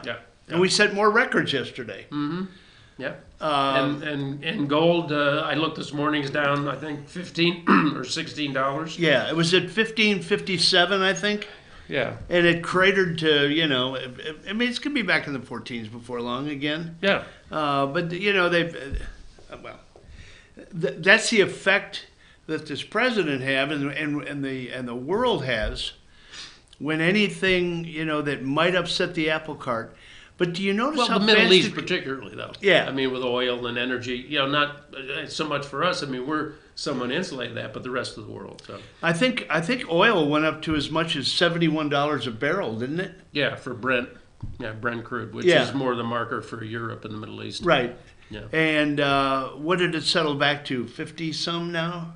I don't think Brent's there. I'll check real quick. That's I'll get back to you. Yeah, I mean you've got the what do they call the oil out of Texas? The something West Texas Intermediate. The Texas crude or something. Yeah. U.S. crude's 59.30. Brent is down to 65. 65. There you go. There's always a gap between them.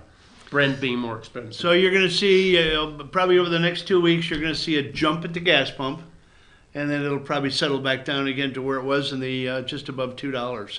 What is it in Louisiana? You've traveled over there. We got it at Costco for $1.98. Wow, a gallon. $1.98. Now that has something to do with the effect of the taxes and things like that. Yeah, Louisiana is typically a low-cost state. Yeah. So, but I mean, when you left here, I think $2.19.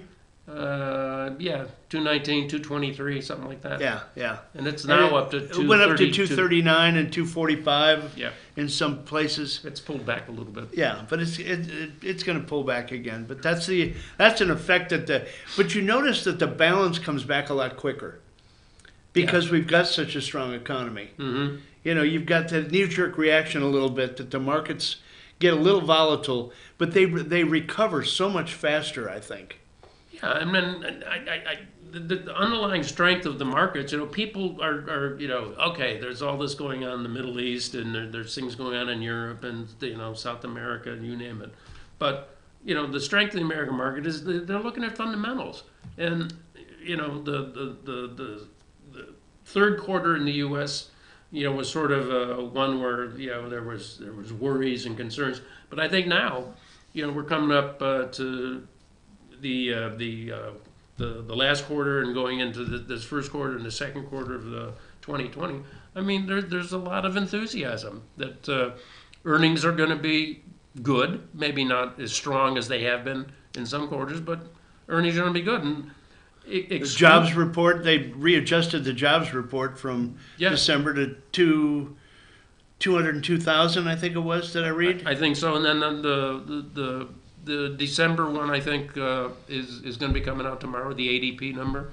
So, yeah, we'll see. But the ADP number I thought was already out, and it was. Or maybe it's the government number. Then. Yeah, it was the government. The ADP was already reported, and it was off the chain. Yeah. So, I mean, if you look at those fundamentals, I mean, there's no reason to not be in the market. No. ADP report is. What is it? Automated data processing. Mm-hmm. They do a payroll snapshot. Yes, because they do a lot of payroll processing for companies. So they've got a pretty good barometer of what the marketplace is doing vis-a-vis the jobs numbers. Mm-hmm. So they can take that payroll report and they can pretty closely align it with and predict what the government number is going to be. Exactly. Yep. So that's why that one is important as well. But yeah, I mean, there's a lot of good things going for the economy. I mean, and again, I mean, all against the backdrop of impeachment. Oh my goodness! And think if that wasn't there, and think if our elected politicians were doing some more work. How about an infrastructure bill?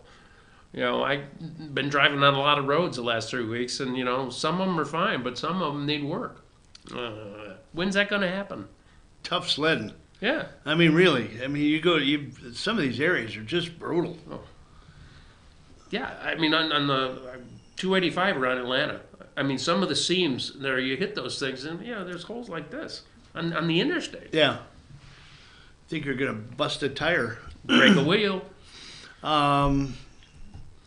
What else can we bang around here a little bit? Well, I may be tied into business a little bit. I mean, there are still some tariff issues going on, and one of USMCA. We were going to touch on that a little bit. We were.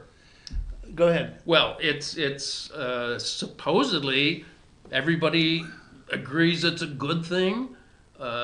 Some of the things the Democrats wanted to get in there about worker protection and the minimum wage, and isn't it amazing how they took credit for it as well? Yeah, we made it better. We made it better. We adjusted it from a flimsy document to something that could be nonpartisan and good for everybody.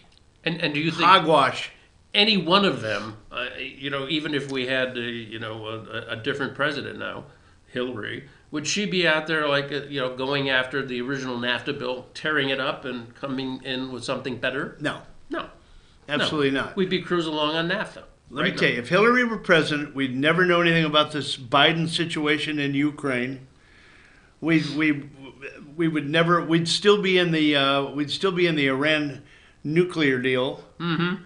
We'd still have NAFTA. We'd be in the Paris Climate Accord. Exactly. We'd still be in that Paris Climate Accord, and we'd still be in the what's that other thing that Barack Obama decided to join the Asian. Oh, the Trans-Pacific Partnership. Trans-Pacific TPP. Partnership. Yeah, exactly. We'd be sitting in all of that, wallowing in mediocrity. Mm-hmm. But thank God for Trump. Anyway. Yeah. And moving more and more towards the UN world model. Yeah. Like they have in Europe. We're starting to see the effects of the USMCA trade agreement kick in. I know there were about, 1,500 or 2,000 auto workers. They've got a nice surprise from Ford and General Motors. They were all called into a union hall. These were all temporary workers. And some of these people have been temporary workers for 3 years. Wow. They all got a permanent assignment. That works. Yeah. Simply because, what does UMCA demand? It demands that 75% of the parts that go into an automobile are made in North America. Mm-hmm. So, so that's bringing manufacturing jobs back to North America. It's eliminating some of the jobs and some of the markets in Asia and China where a lot of these parts were being made and shipped over here. Mm-hmm. But what does that do? It keeps the job market strong. It brings the manufacturing segment up to where it used to be, not even close to where it used to be, but it's not the paradigm that Obama published and said, this is the new normal. Those manufacturing jobs are gone for good. Yep. If I could just have a crystal ball and wave it, I don't have a crystal ball that can go, poof, the jobs are back. Right. Seems like Trump did. Anyway. But you mentioned autos. The only thing that's scaring me a little bit is this kind of overreaction to electrical vehicles. I just think it's way too soon for that to really be very effective. It's well known. Electric cars in colder climates lose their efficiency. So all these great, effective mile per gallon equivalents and their range, in Arizona, Texas, yeah, Florida, it works there. That's one thing. California. Yeah, that's one thing. But you get into colder climates and weather and things like that, that's going to drop. Also, there's really not been much talk other than Tesla rolled out this kind of really weird futuristic looking truck. Electric trucks are not that efficient because in a truck you're typically carrying a heavier load than a passenger vehicle. And electric motors, when they have more weight to carry, tend to lose their advantage over internal combustion engines. So Ford, I think, has announced a big the next Mustang is going to be the Mach-E. Yeah, it's going to be an SUV Mustang. It's not even going to be, and it's going to be all electric. Yeah, and the ad pitch is currently taking orders. Yeah. GM's doing the same thing. Audi, BMW, Mercedes. Volkswagen. They're all going bananas over electric. And I just think it's way too soon for this to really, really be effective. So. We've got to get, and that affects your auto workers. It takes much fewer people to make electric vehicles. Yeah, it'll be interesting to see how it rolls. Where do they service Teslas? You got to take it into the shop, and they don't give you a loaner. It's brutal. But there's been some service stories. Where's the shop? They're few and far between. They're few and far between. Don't they sell those things like in shopping centers? Yeah, it's all like internet shopping. It's you can't even take a test drive in one hardly. You can't do that that 2.6, that Mach whatever it is. Ludicrous launch. Ludicrous mode. Ludicrous mode. Yeah, maybe you can do it in a simulator. Yeah. I mean, it's We got launch mode, folks. It's an odd model. And Tesla, I mean, their stock price, they're knocking on $500 a share. That's the craziest thing I've ever heard. For a company that doesnmake a profit. Yeah, it doesn't. Profit one quarter. So anyway, it's, we'll see. I mean, sales used to be dependent upon the fact that the government was subsidizing. Yeah. If you bought one, you got a big tax break. $7,500 from the feds, and in California, you got another $7,500. So you're still, I mean, it was a $100,000 car, $120,000 car. You know, you're getting 15 back on it. And they were getting, some of the early models, they were getting their electric bills paid by Tesla. And that's all going by the board. And now they're moaning and complaining about having to wait for the chargers. People are now complaining that there's not enough charging stations. And I read somewhere that there was, along the interstate, that there was a line, I don't know how long, waiting to get into the charging. Half a mile. Is that what it was? Didn't we talk about that? We talked about that, yeah.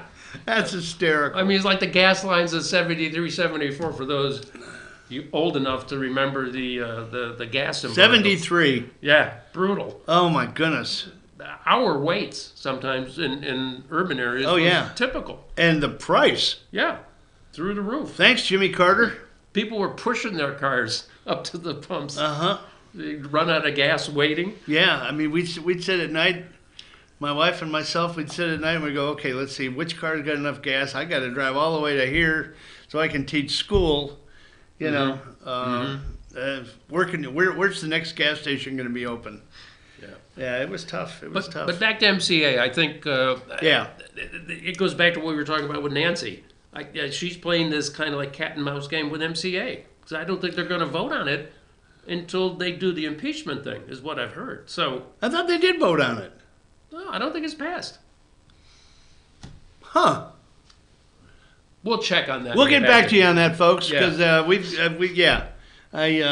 I don't think, well, I mean, maybe in the hubbub of the holidays that it went to the president's desk. I don't think he signed it. Okay, well, but we'll report back on that.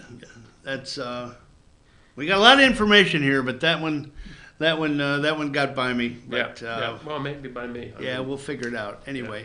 Well, we covered some stuff here that's been in the news, so I really want to get back in this in the last half hour and chat about the upcoming weekend and the upcoming game on Monday.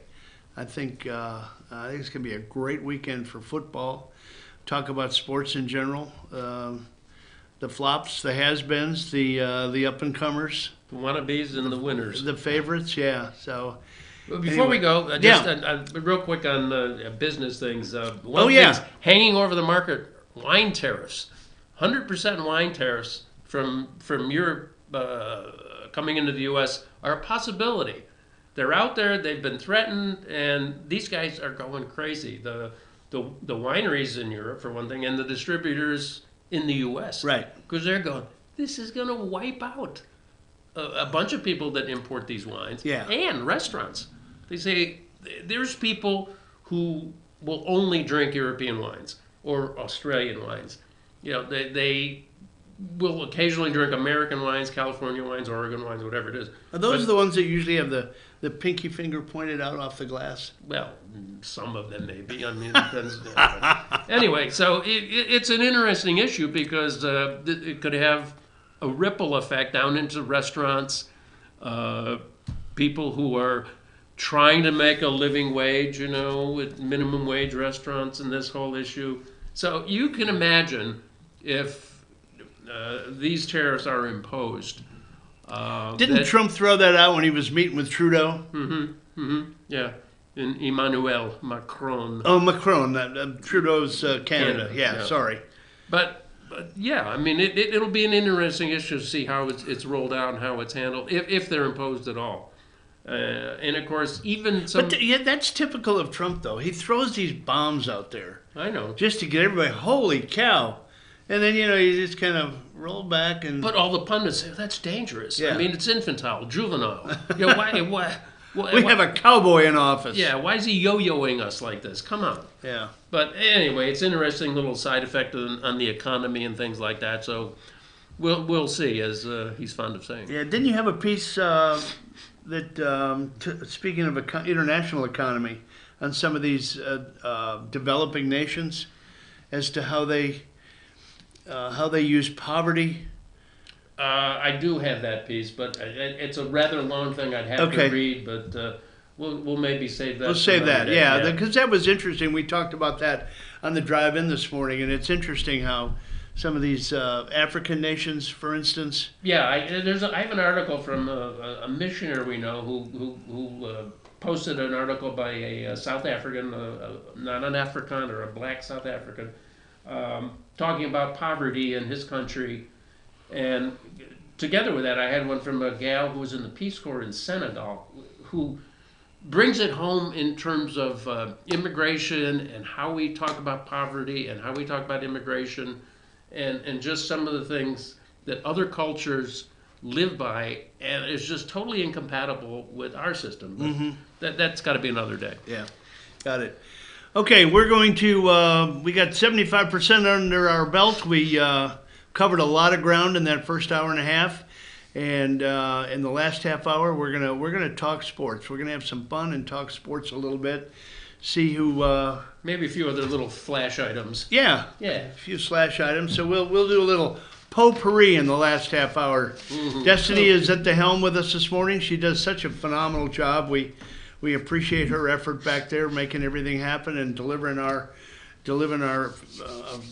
massage, our message to our friends and relatives and viewers out there alike. So, Destiny, thank you for what you do. We're now going to take a pause for our sponsors, so we will be back after this break.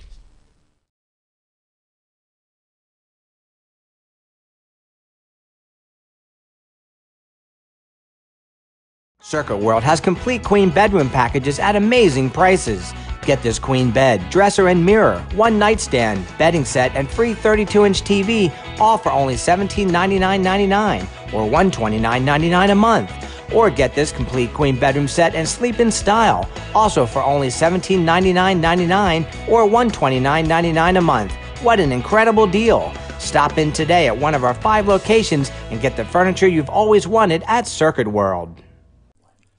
In 1981, Reed Nicholson began selling tires out of an old barn in Mineral Bluff. Little did he know that he had just laid the groundwork for the most trusted names in automotive services in the Blue Ridge area. In 1997, Nicholson Tire Center became what it is today, holding the same values of faith, family, and great customer service. 2 locations to serve you, and the Blue Ridge location is currently expanding to offer fast service and the largest U-Haul provider in Georgia. Nicholson Tire Center, Blue Ridge, and Mineral Bluff. I'm Jeff Riblett, President of Asset Protection Group. As a certified financial planner and with 20 years experience, I've helped thousands of families and business owners create a tremendous amount of wealth. Fortunately, most of that wealth has been protected. Don't allow an unforeseen life event, such as a nursing home stay or the next market meltdown, destroy your family's wealth. Be smart. Call me. Let's determine how best to protect your assets and preserve your wealth.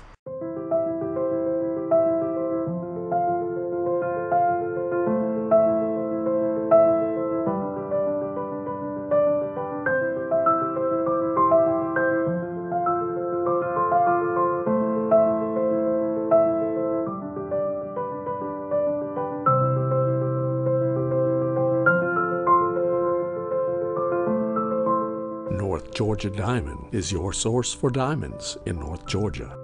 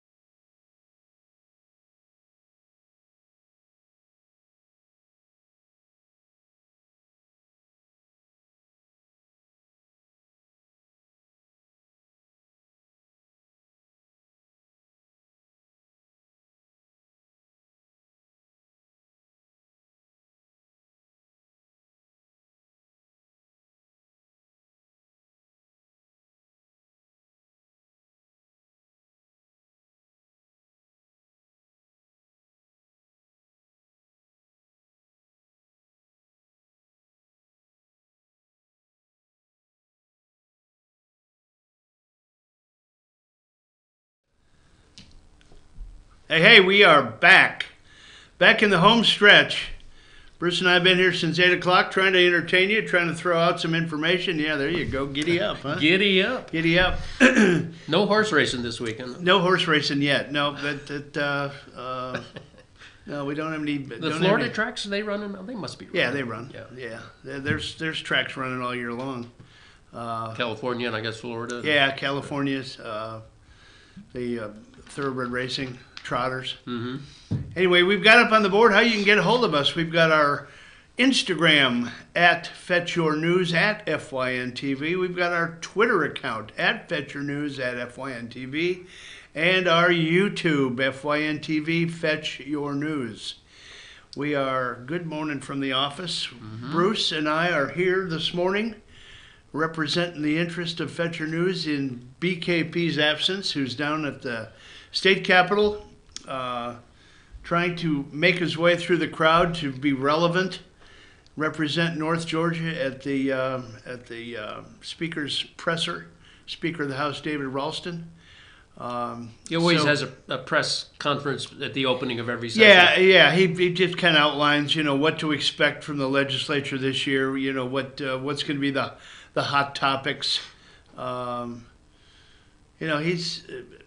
His biggest push this year is, we're only 15 seats away actually from losing the House as the Republican House. So the big push this year is to get out the vote and vote Republican. Exactly.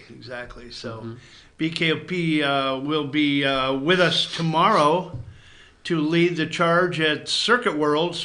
We will be at Circuit World with Dr.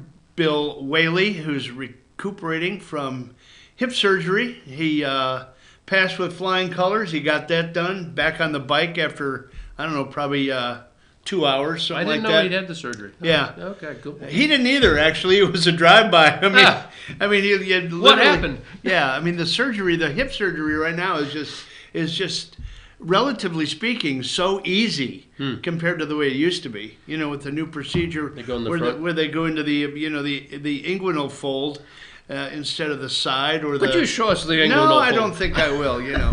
I'd have to stand up, and then everybody would see I've got my pajamas on.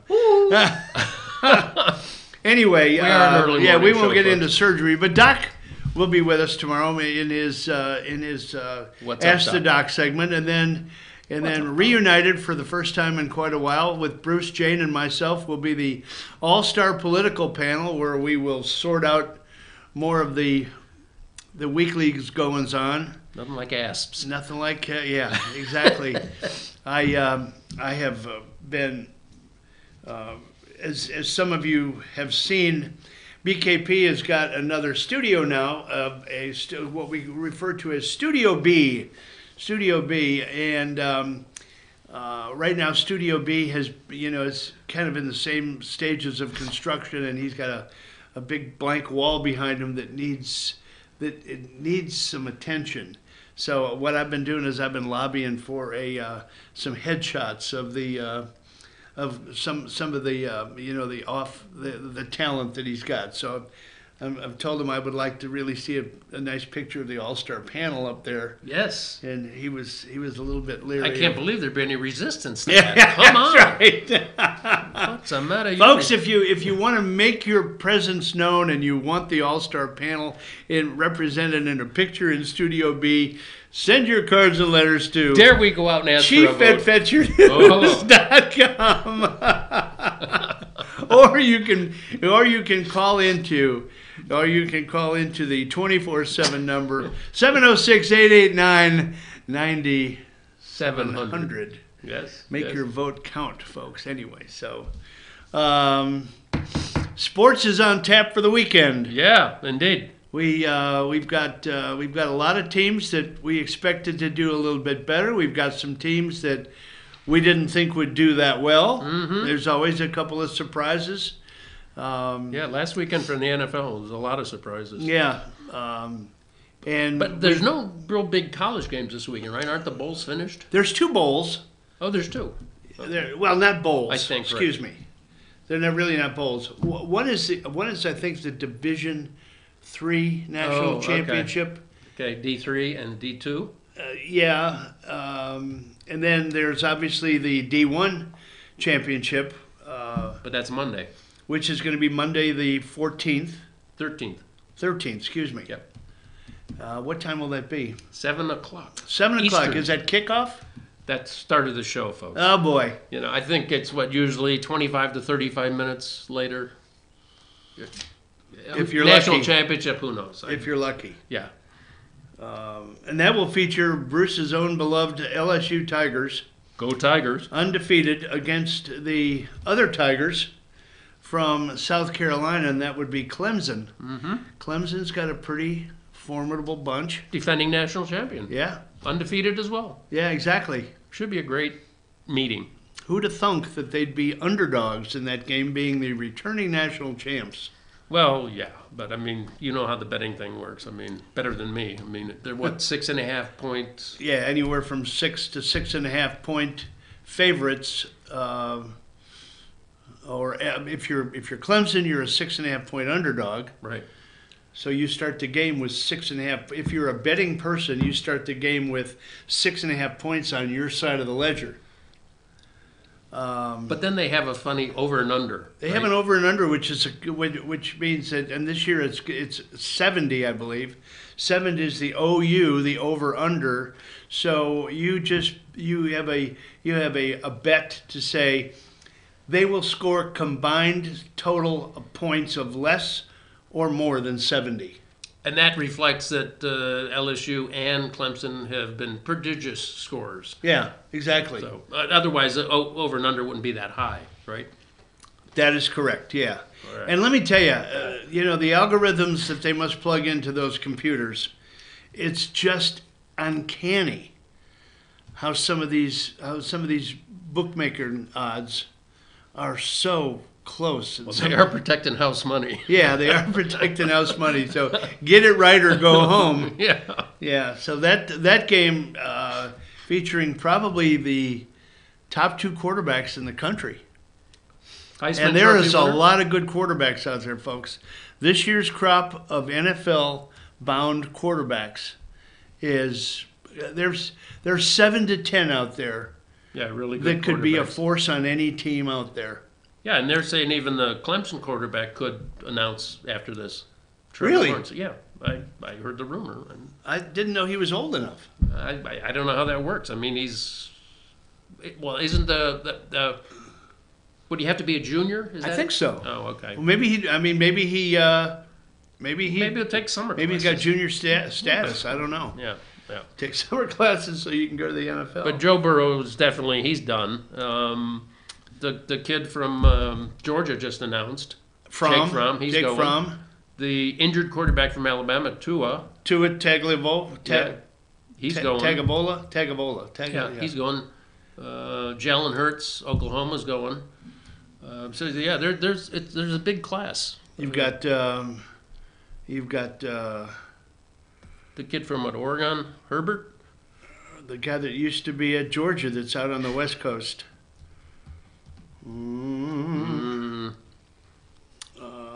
that kind of tall kid, long hair? Yeah, they're all tall. I mean, Fromm is probably the shortest guy out there at 6'2".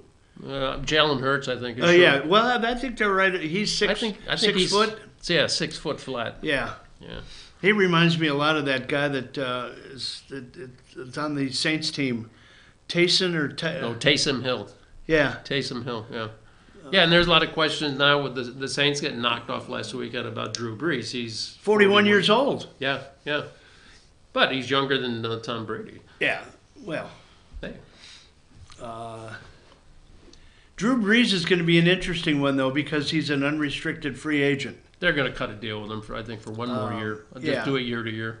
I think he wants to play another year. Bridgewater, again, they'll let him go. Unrestricted free agent. This is the backup at New Orleans. Teddy Bridgewater used to be Minnesota. Minnesota, yeah. And then this is the guy that you just mentioned. Taysom Hill. Yeah, he's been their all-around guy. I mean, he runs, he does kickoff teams. The guy is quarterback. Yeah, yeah. He can do it all. So.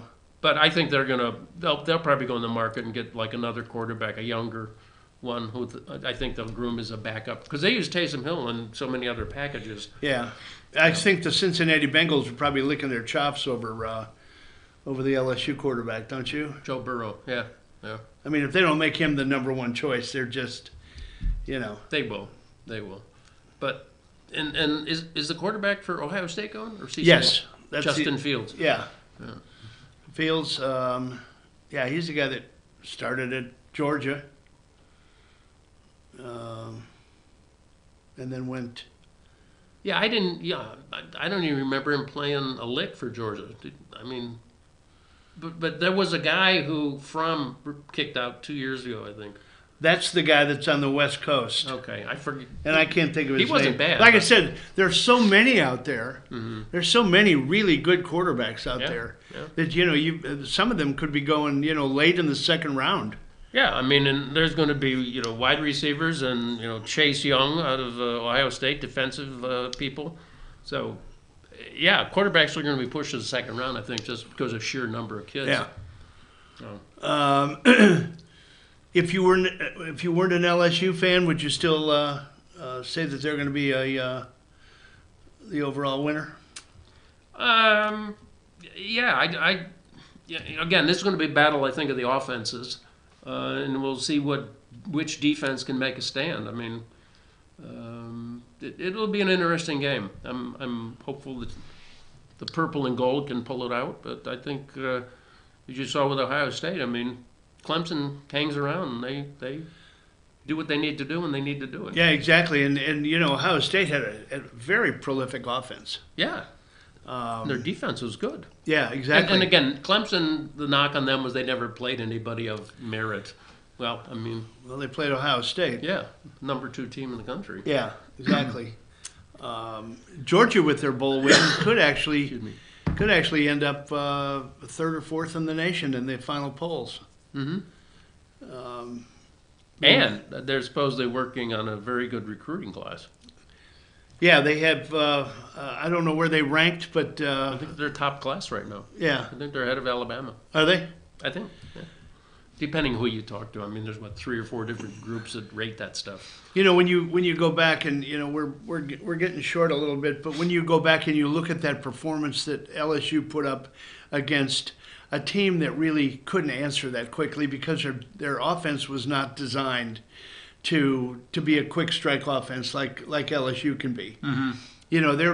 They're 2 running plays and a swing pass and hope like heck you get a first down and grind it out. Yeah. So when LSU started coming out, they could, like you and I talked about, they could have put up 80 that day. Yeah. And the only thing I heard negative about the whole thing was, why'd you keep your quarterback in for such a long time? He's your gateway to a national championship. The last one LSU had was when? 07. 07. Yeah. Les Miles. Yeah. With your buddy. With Nick Saban's last recruiting class. But who's counting, that's right? the asterisk, yeah. Yeah, there's the asterisk. They were in the game, the championship game in 11, but that's when Alabama beat them 21-0. Yeah. Well, they both can have. They both have Clemson and LSU. Both have quick strike offenses. Yeah. I think the whole key to that game is who has got the ability to keep the other team off the field. Mm-hmm. Agreed. Defense. Agreed. Yeah. Do I think they're going to score 70? I don't. I don't think they're going to score 70. I'd bet the under, and I'd bet LSU -6 with the under. Okay. That's just me. Okay. And well, the other thing, though, I mean, Trevor Lawrence, quarterback for Clemson, has never lost a college game. I know. That's an amazing stat. Yeah, I mean, the stats in this game are just kind of like, wow. Off the chain. Yeah.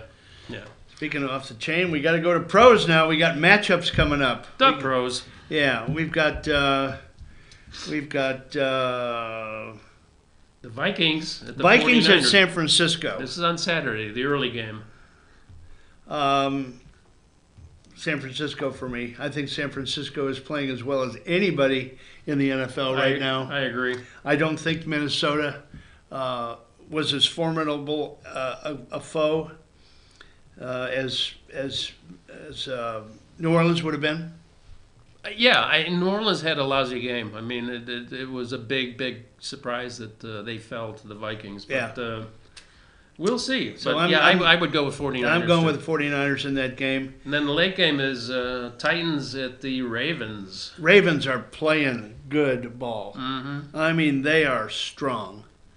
They are a team to be reckoned with, and really is my pick for the Super Bowl from that side of the bracket. Okay. Yeah, I would not. Well, yeah, I'd go along with that. Yeah, I think Tennessee is even though they had a decent season, they're going to meet their match in Baltimore. Mm-hmm. Houston and Kansas City, that can go either way. Houston had a good second half in their game. They were getting beat up pretty good. Mm-hmm. And one of those teams that hangs around and it finds a way. And Kansas City hasn't been as sort of dominating as they were 2 years ago. So. You got to like J.J. Watt, the Houston lineman. Mm-hmm. He's a great asset in the community. So you'd like to see a win with him, but I think Kansas City is probably a little bit too strong. I think the versatility of the quarterback.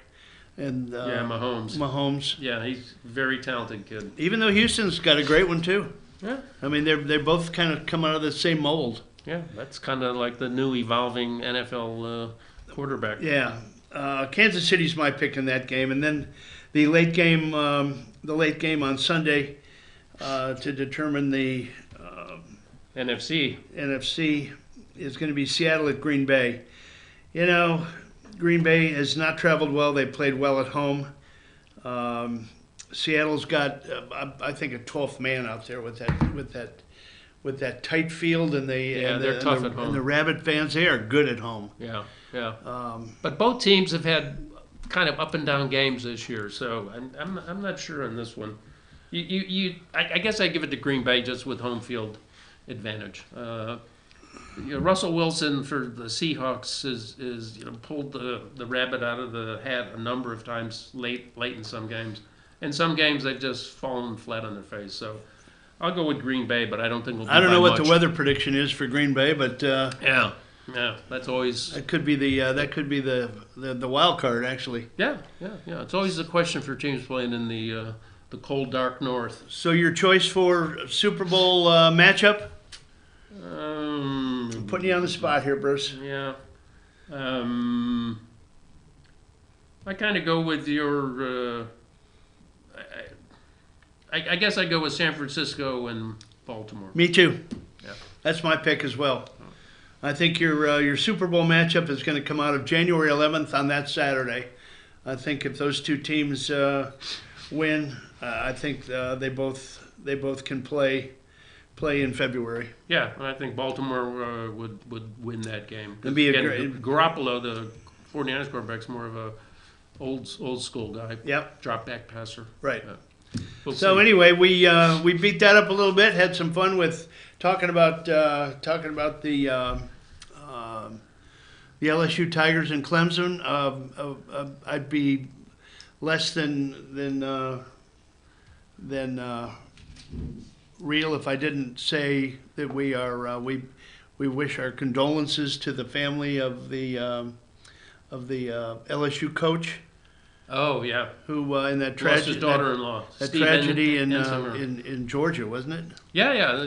Lafayette was just Lafayette. They were coming to Georgia. Yeah, pretty girl, young reporter. So sideline reporter for WDSU out of New Orleans, and a daughter-in-law of one of the assistant coaches on the LSU Tigers. Yeah, the offensive coordinator, Steve Ensinger. So, anyway, good luck to all the teams. I hope they have good luck. It's going to be fun to watch. May the best team win. Yeah, go Tigers. GEAUX, right? Yep. All right, we've had some fun this morning. We appreciate Brian letting us sit in for him. He'll have a story to tell, I'm sure. Are we still a little early? Yeah, we've got 2 minutes. Right? Yeah, we've got a few minutes time 6 here. 6 minutes, 10 minutes of that one. Yeah, we appreciate him letting us sit in for him. I don't know how he does this on a regular basis because, you know, you've, I guess Said that before. I'll say it again. Yeah. It's, you know, to try to get it right. And we did over the break check on the USMCA agreement. We did. It passed by the House. Breaking news.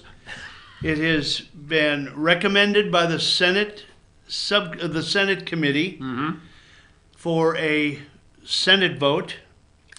Which is expected to pass, but... Which is expected to pass.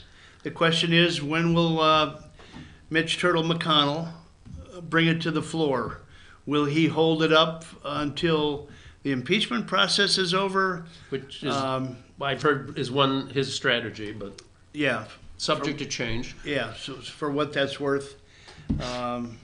But yeah, again, I mean, it's a shame stuff like this gets held up, and there was some timing, I think, with the Canadians on this. You know, if it doesn't get passed by a certain time, then they have to like run it through their process again. So who knows? Well, I think it's a good deal. I think it's going to get passed. Thank you, President Trump, for being our commander in chief and doing what you say you're going to do. And I look forward to your reelection. Yeah, and doing what you said you were going to do in this phase of, you know, opposition from before you were inaugurated. No help from the mainstream media. I mean, actually them being a hindrance, second guessing everything he does, kind of painting him out as a, you know, wet behind the ears country boy coming into the urbane world of politics. Yeah. Well, excuse me. I mean, I think his poll numbers are showing that people really respect someone who takes a business approach to running this country. Yeah, and like you said, I mean, does what he says he's going to do, or at least tries. And I mean, in his relationship with Army, military, police, first responders, I mean, it is, I think, one of the tightest relationships, respect on both sides, that we've seen out of any president. And, you know, I'm not disparaging Obama or Bush or any of the ones who came before, but leave that to me. Okay, but I mean, the relationship seems exceptionally warm and genuine. Let's put it that way, and I think that will certainly help him in his reelection. Yep. Anyway, so we will see you tomorrow at Circuit World. We will be on at 8:45. Brian will be there at 8 o'clock for the Meet the Doctor segment. We'll have North Georgia Living with Jesse Barton. There we go. And we will also have Pet of the Week. Pet of the Week. Pet of the Week was not present last week, but I'm assured that the Pet of the Week will be present and accounted for tomorrow morning at Circuit World. So good being with you. Good being with you. Glad you're back. Yeah, thank you. And we appreciate Destiny back there. So we'll see you tomorrow morning. Thanks for your viewership, and we are out of here.